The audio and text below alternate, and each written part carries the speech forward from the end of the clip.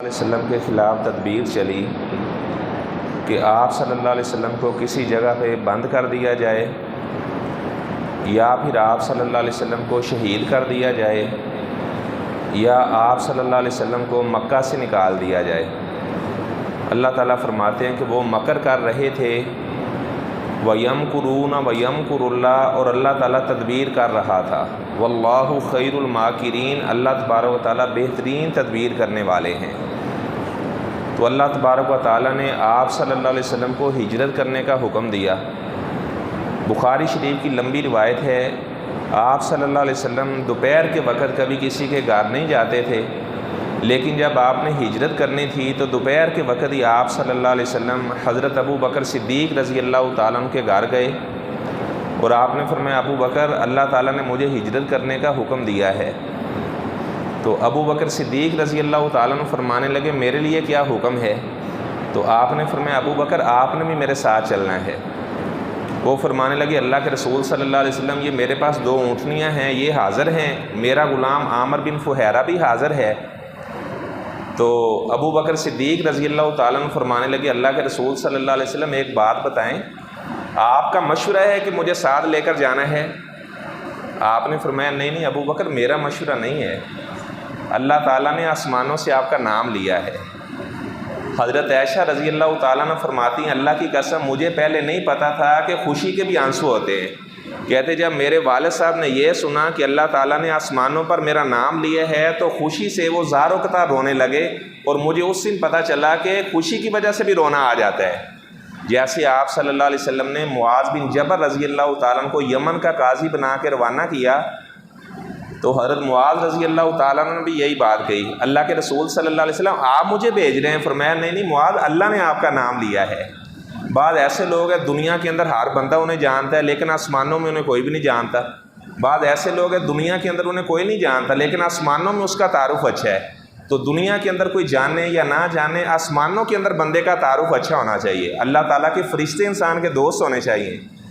تو آپ صلی اللہ علیہ وسلم نے حضرت علی رضی اللہ تعالیٰ عنہ کو فرمایا کہ علی یہ کچھ لوگوں کی امانتیں ہیں، یہ امانتیں آپ لوگوں کے حوالے کر کے آپ بھی مدینے آ جانا، اور آج کی رات آپ نے میرے بستر کے اوپر سونا ہے۔ تو صحابہ بیان کرتے ہیں حضرت علی رضی اللہ تعالیٰ نے بہت بڑی قربانی دی، وہ آپ صلی اللہ علیہ وسلم کے بستر پر لیٹ گئے اور مشرکین تلواریں لے کر کھڑے ہوئے تھے، اور وہ ساری رات حضرت علی رضی اللہ تعالیٰ کو نبی سمجھتے رہے کہ شاید یہ یہاں پہ نبی لیٹے ہوئے ہیں۔ انڈیا کے ایک بریلوی عالم دین ہیں، وہ کہتے ہیں کہ یہ پرانے مشرکین کا طریقہ ہے کہ حضرت علی کو وہ نبی سمجھنا شروع ہو جاتے ہیں۔ وہ جناب ساری رات حضرت علی رضی اللہ تعالیٰ کو نبی سمجھتے رہے، تو صبح ہوئی تو انہوں نے دیکھا وہ حضرت علی رضی اللہ تعالیٰ تھے۔ تو حضرت علی رضی اللہ تعالیٰ عنہ نے لوگوں کو امانتیں ان کے حوالے کی اور اس کے بعد مدینہ چلے گئے۔ تو صحابہ نے حضرت علی رضی اللہ تعالیٰ سے پوچھا آپ کو اس رات نیند آ گئی تھی؟ مشرکین تو تلواریں لے کر کھڑے ہوئے تھے تو آپ کیسے سوئے رہے؟ وہ فرمانے لگے اللہ کی قسم اس رات جو نیند کی لذت ہے اس کی کیفیت میں بیان نہیں کر سکتا۔ ان کا آپ کو ڈر نہیں لگا؟ کہنے لگے مجھے ڈر کیسے لگتا، آپ صلی اللہ علیہ وسلم فرما چکے تھے کہ امانتیں واپس کر کے مدینے آ جانا۔ کہتے اللہ کی قسم مجھے 100% یقین تھا کہ امانتیں بھی واپس کروں گا اور مدینے بھی جاؤں گا۔ تو جب مجھے اس بات کا علم تھا تو مجھے کس بات کا ڈر ہونا تھا کہ مشرکین میرے اوپر حملہ نہ کر دے۔ تو آپ صلی اللہ علیہ وسلم کی ایک ایک بات کے اوپر جو مومن آدمی ہے اس کا یقین ہوتا ہے۔ اور صحابہ کا بیان ہے کہ اکثر صحابہ وہ اندھیرے میں چھپ کر ہجرت کر کے گئے، لیکن جب حضرت عمر رضی اللہ تعالیٰ عنہ نے ہجرت کی وہ خانہ کعبہ میں آئے اور وہاں پر انہوں نے اعلان کیا کہ کل میں ہجرت کر کے مدینے جا رہا ہوں، میرے ساتھ فلاں فلاں یہ لوگ جا رہے ہیں، اگر آپ میں سے کوئی بندہ چاہتا ہے کہ اس کی بیوی بیوہ بن جائے، اپنے بچوں کو یتیم کرانا چاہتا ہے تو وہ میرا راستہ روک لے۔ حضرت عمر رضی اللہ تعالیٰ نے یہ پہلے ہی انہیں بتا دیا، اس کے بعد وہ ہجرت کر کے گئے، لیکن کسی مشرک کے اندر یہ جرأت نہ ہوئی کہ حضرت عمر رضی اللہ تعالیٰ کا راستہ روک لیتا۔ اس کے بعد اللہ تبارک و تعالیٰ فرماتے ہیں وَاعْلَمُوا أَنَّمَا غَنِمْتُم مِّن شَيْءٍ فَأَنَّ لِلَّهِ خُمُسَهُ وَلِلرَّسُولِ وَلِذِي الْقُرْبَى وَالْيَتَامَى وَالْمَسَاكِينِ وَابْنِ السَّبِيلِ إِن كُنتُمْ آمَنتُم بِاللَّهِ وَمَا أَنزَلْنَا عَلَىٰ عَبْدِنَا يَوْمَ الْفُرْقَانِ۔ اللہ تعالیٰ فرماتے ہیں کہ جو غنیمت کا مال ہے اس میں سے اللہ کا 5واں حصہ ہے اور اس کے رسول صلی اللہ علیہ وسلم کا 5واں حصہ ہے۔ اللہ تعالیٰ کا نام یہاں پر برکت کے طور پر ذکر کیا گیا، ویسے مال سارے کا سارا اللہ کا ہی ہوتا ہے۔ اور آپ صلی اللہ علیہ وسلم جو غنیمت کے مال میں سے خمس لیا کرتے تھے تو آپ صلی اللہ علیہ وسلم اس سے اپنی بیویوں کا سالانہ خرچہ اور اس سے اسلحہ وغیرہ خریدا کرتے تھے۔ اور اس کے بعد اللہ تعالیٰ فرماتے ہیں کہ قریبی رشتہ داروں کا بھی حصہ ہے، یتیموں کا، مسکینوں کا حصہ ہے۔ تو اللہ تعالیٰ فرماتے ہیں یہ غزوہ بدر والے دن کو یوم الفرقان قرار دیا گیا۔ اچھا، اگر کوئی آدمی جہاد کرنے کے لیے جاتا ہے، اگر وہ پیدل ہے تو اسے 1 حصہ دیا جاتا ہے، اگر وہ گھوڑے کے اوپر سوار ہو کر جا رہا ہے تو اسے 3 حصے دیے جاتے ہیں، 1 حصہ اس کا ہوتا ہے اور 2 حصے گھوڑے کے ہوتے ہیں۔ اچھا، اور بعض لوگوں نے اس حدیث کے اوپر بھی بڑے عجیب و غریب قسم کے اعتراض کیے ہیں، یہاں وقت نہیں ہے کہ میں وہ اعتراضات بھی بیان کروں، جبکہ مومن آدمی اللہ اور اللہ کے رسول صلی اللہ علیہ وسلم کی باتوں پہ اعتراض نہیں کرتا، وہ کہتا ہے سمعنا واطعنا، بس اللہ کی بات ہے، ہم نے سن لی اور ہم نے مان لیا۔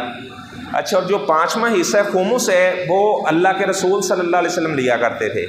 اچھا، اس کے بعد اللہ تعالیٰ نے غزوہ بدر کا پس منظر بیان کیا۔ غزوہ بدر کے اندر مشرکین 1000 تھے اور جو مسلمان تھے ان کی تعداد 313، ویسے 312 تھی۔ 313 نمبر تو گھر میں بیٹھے ہوئے تھے۔ آپ صلی اللہ علیہ وسلم کی بیٹی رقیہ رضی اللہ تعالیٰ عنہ بیمار تھی، تو آپ نے فرمایا عثمان آپ نے یہاں پر رہ کر رقیہ کی عیادت کرنی ہے، آپ نے ساتھ نہیں جانا، اور آپ کو اللہ تعالیٰ بدر میں جانے والوں کا اجر بھی عطا فرمائے گا، اور آپ کو اللہ تعالیٰ وہاں جو لوگ غازی بن کر آئیں گے اللہ تعالیٰ آپ کو اسی طرح غازیوں والا بھی اجر عطا فرمائے گا۔ حضرت عثمان رضی اللہ تعالیٰ عنہ غزوہ بدر میں نہ جانے کے باوجود بھی بدری صحابی ہیں۔ تو ایک دفعہ آپ صلی اللہ علیہ وسلم نے جبرائیل سے پوچھا کہ جو فرشتے بدر میں 1000 آئے تھے ان کا کیسا مقام مرتبہ ہے؟ تو جبرائیل نے کہا کہ جس طرح 313 بدر والوں کا مقام زیادہ ہے، اس طرح ان 1000 فرشتوں کا باقی تمام فرشتوں سے مقام مرتبہ زیادہ ہے۔ اور ایک دفعہ حضرت عمر رضی اللہ تعالیٰ نے ایک بدری صحابی سے ناراض ہوئے تو حضرت عمر کہنے لگے کہ میں اسے قتل نہ کر دوں، تو آپ صلی اللہ علیہ وسلم نے فرمایا عمر آپ حاتب بن ابی بلتہ کے بارے میں کہہ رہے کہ میں اسے قتل کر دوں، آپ کو پتہ نہیں یہ تو میرا بدری صحابی ہے۔ آپ نے فرمایا کہ بدر والوں کے اوپر اللہ تعالیٰ نے آسمان سے جھانکا، فرمایا بدر والوں آج کے بعد آپ جو بھی عمل کرو اللہ نے جنت الفردوس تمہارے اوپر واجب کر دی ہے۔ تو بدر والوں کے مقام مرتبے کو کوئی بھی نہیں پا سکتا۔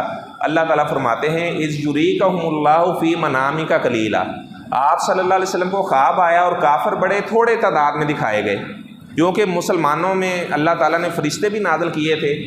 اچھا، اور اللہ تعالیٰ فرماتے ہیں وَإِذْ يُرِيكُمُوهُمْ فِي أَعْيُنِهِمْ قَلِيلًا وَيُكَلِّلُكُمْ فِي أَعْيُنِهِمْ لِيَقْضِيَ اللَّهُ أَمْرًا۔ اللہ تعالیٰ نے اس طرح کیا کہ جو مشرکین تھے جب وہ مسلمانوں کو دیکھ رہے تھے تو مسلمان ان کو بڑی تھوڑی تعداد میں نظر آ رہے تھے، اور اللہ تعالیٰ فرماتے ہیں جب مسلمان کافروں کو دیکھ رہے تھے تو کافر انہیں بڑی تھوڑی تعداد میں نظر آ رہے تھے، اور مسلمان آپس میں باتیں کر رہے تھے کہ یہ تعداد میں صرف 70 لوگ لگتے ہیں۔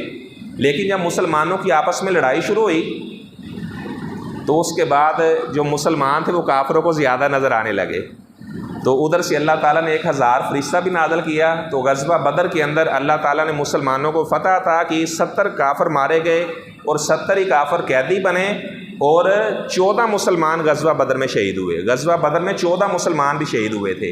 اور جو شیطان تھا وَإِذْ زَيَّنَ لَهُمُ الشَّيْطَانُ أَعْمَالَهُمْ وَقَالَ لَا غَالِبَ لَكُمُ الْيَوْمَ وَإِنِّي جَارٌ لَكُمْ، شیطان سراقہ بن مالک بن جوشم کی شکل میں آیا اور ان سے کہنے لگا کہ میں بھی آپ کا ساتھی ہوں، آپ لڑے میں آپ کا ساتھ دوں گا۔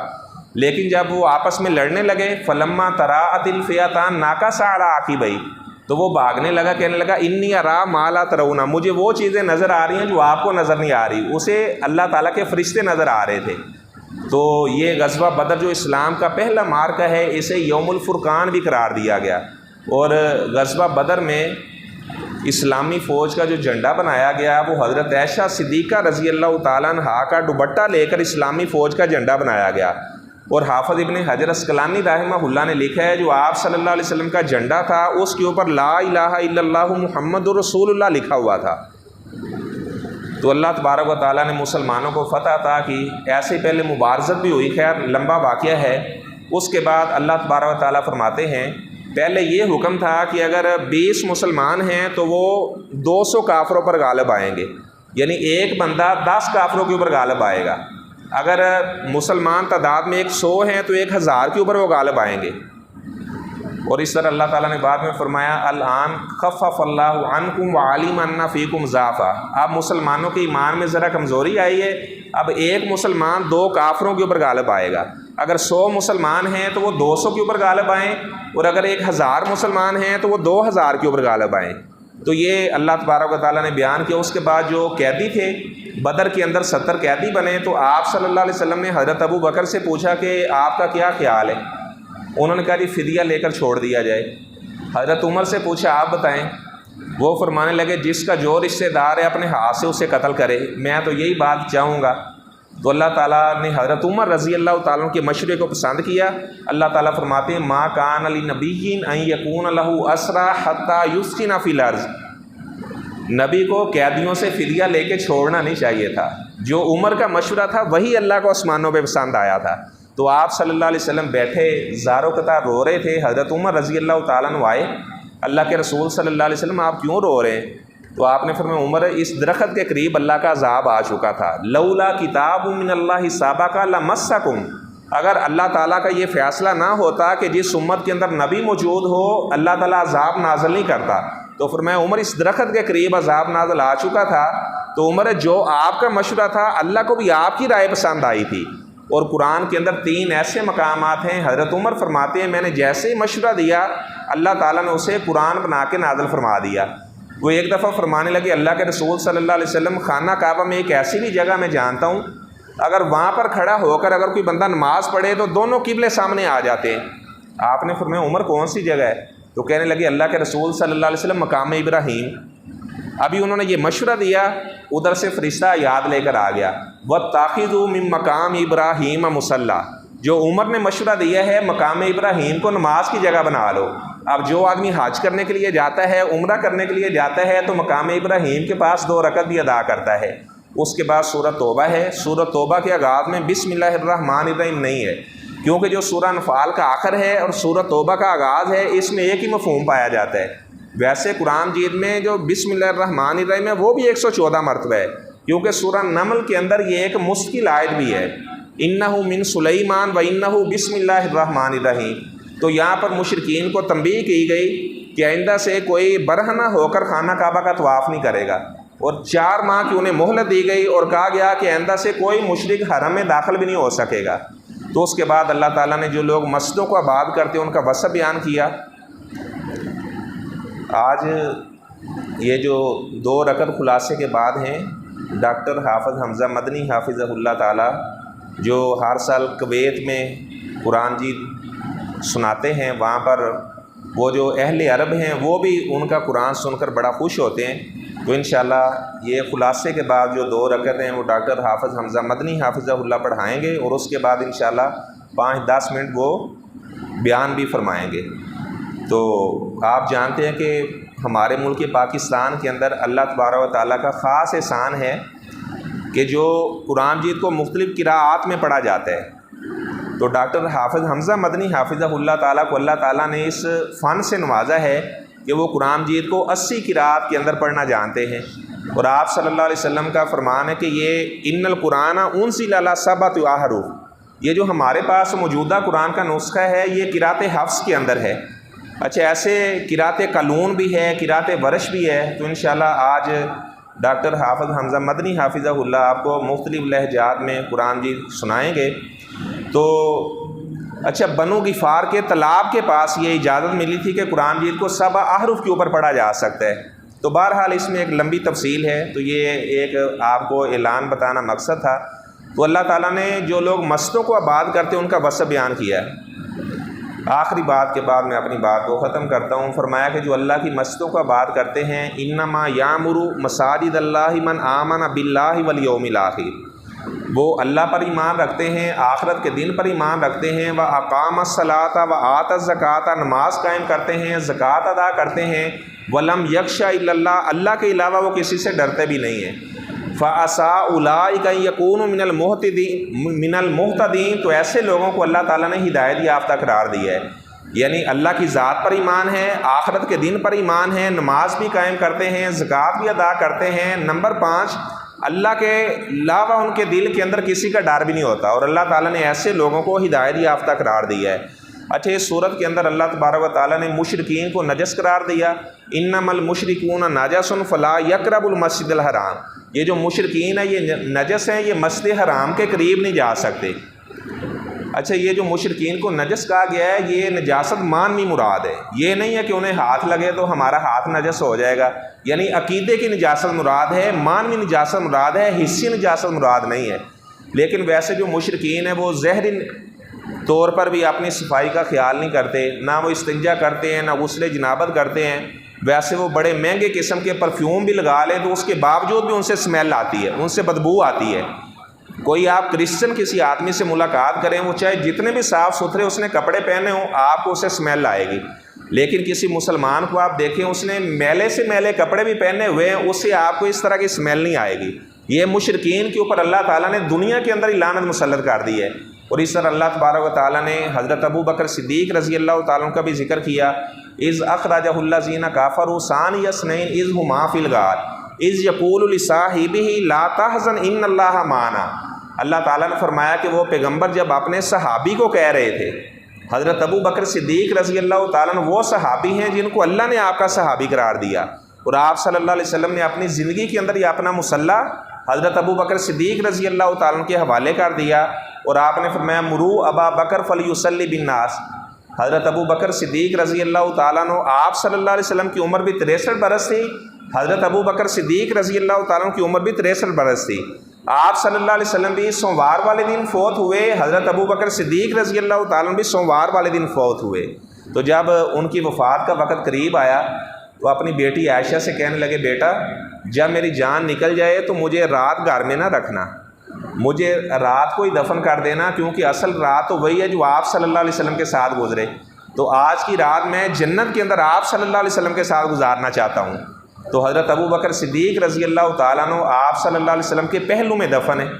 جب آپ صلی اللہ علیہ وسلم پر بیماری کے ایام تھے تو آپ نے فرمایا ابو بکر سے کہیں لوگوں کو نماز پڑھائیں، تو ایک صحابی گئے، انہوں نے حضرت عمر سے کہہ دیا آپ نماز پڑھائیں۔ حضرت عمر نے نماز پڑھائی تو حضرت عمر کی آواز اونچی تھی، تو آپ صلی اللہ علیہ وسلم نے آواز سنی، فرمایا لا یا بلّہ، اللہ تعالیٰ آسمانوں سے انکار کر رہا ہے۔ اللہ تعالیٰ فرما رہا ہے کہ جس امت کے اندر ابو بکر موجود ہو تو ابو بکر کی موجودگی کے اندر کوئی اور مصلی پہ نہیں آ سکتا۔ تو آپ صلی اللہ علیہ وسلم نے فرمایا کہ ابو بکر میرا وہ صحابی ہے جسے جنت کے 8 دروازوں سے آواز آئے گی کہ ابو بکر آپ مجھ سے گزرو۔ تو حضرت ابو بکر صدیق رضی اللہ تعالیٰ عنہ خلیفہ بلا فصل ہیں، سب سے پہلے مسلمانوں کے خلیفہ ہیں۔ بعض ایسے لوگ ہیں انہوں نے قوالیاں ہی ایسی بنا رکھی ہیں، اور وہ معاذ اللہ شیخین کے اوپر تبرہ کرتے ہیں، انہیں برا بھلا کہتے ہیں، اور جو بھی حضرت ابو بکر عمر رضی اللہ تعالیٰ عنہ سے بغض رکھتا ہے تو اللہ تعالیٰ ان کے چہروں کا نور ہی چھین لیتے ہیں۔ اور ابو بکر صدیق رضی اللہ تعالیٰ عنہ سے محبت رکھنا ہمارے ایمان کا حصہ ہے۔ بخاری شریف کی روایت ہے، حضرت ابو بکر ایک دفعہ ایک آدمی سے ناراض ہوئے، آپ نے فرمایا آپ ابو بکر سے صلح کر لو، اچھی بات ہے۔ اگر ابو بکر ناراض ہوئے نا تو نبی بھی ناراض ہو جائے گا، اگر نبی ناراض ہو گئے نا تو اللہ بھی ناراض ہو جائے گا۔ یہ حضرت ابو بکر صدیق رضی اللہ تعالیٰ عنہ کا مقام مرتبہ ہے۔ باتیں تو اور بھی بہت زیادہ ہیں، انہی باتوں کے اوپر میں اکتفا کرتا ہوں۔ وآخر دعوانا ان الحمد للہ رب العالمین۔